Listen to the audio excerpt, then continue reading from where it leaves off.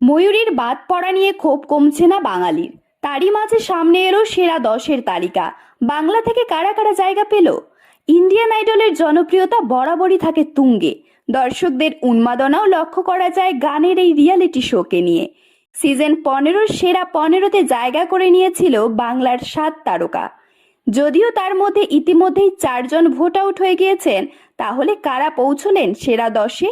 গত সপ্তাহে ময়ূরী vote out হয়ে যাওয়ার পর সোশ্যাল মিডিয়াতে ক্ষোভ উগরে দিয়েছেন বাঙালিরা। এমনকি বাংলার সন্তানদের সঙ্গে রাজনীতি হচ্ছে দাবি করে শো বয়কটের ডাকও তোলেন। তবে এখনো 5 বাঙালি রয়েছেন সেরা 10-এর দৌড়ে। তাই বাংলার হাতে ট্রফি আসার একটা আশা থেকেই যাচ্ছে সকলের মনে। ইন্ডিয়ান আইডলের তরফে সেরা 10-এ ওঠা প্রতিযোগীদের নাম শেয়ার করে নেওয়া হয়েছে ফেসবুকে। আর তাতে রয়েছেন বাংলার 4 সন্তান: শুভজিৎ চক্রবর্তী, বিশ্বরূপ বন্দ্যোপাধ্যায়, মানসী ঘোষ, প্রিয়াংশু দত্ত।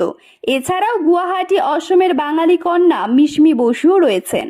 খড়গপুরের পানওয়ালা শুভজিৎ চক্রবর্তী ইতিমধ্যেই হয়ে উঠেছেন ইন্টারনেট সেন্সেশন। সঙ্গে বিশেষ করে দর্শক মনে জায়গা করে নিয়েছিলেন ময়ূরী সাহাও। বিশেষ করে মানসীর সোয়াগ, দুষ্টুমি, বিন্দাস স্বভাব প্রতি সপ্তাহে মাতিয়ে রাখে সকলকে। বিশ্বরূপ বন্দ্যোপাধ্যায়কে নিয়ে প্রথম দিকে বেশ অসন্তোষ প্রকাশ করতে দেখা গিয়েছিল বিচারক বিশাল দাদলানিকে।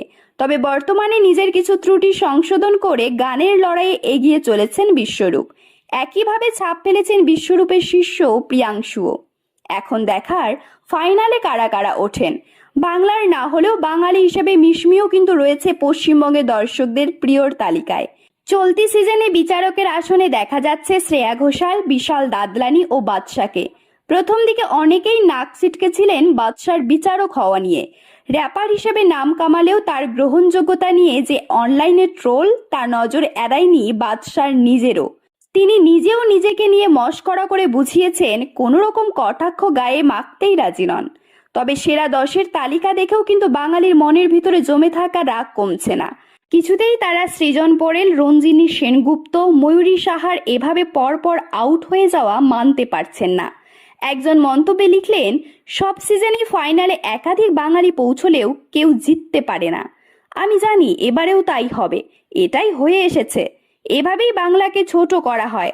আরেকজন লেখেন, আমি বুঝি না, বাংলার ছেলে মেয়েদের যদি জেতানো হবে না বলে আগে থেকেই ঠিক করাই থাকে, তাহলে নেওয়া কেন হয়?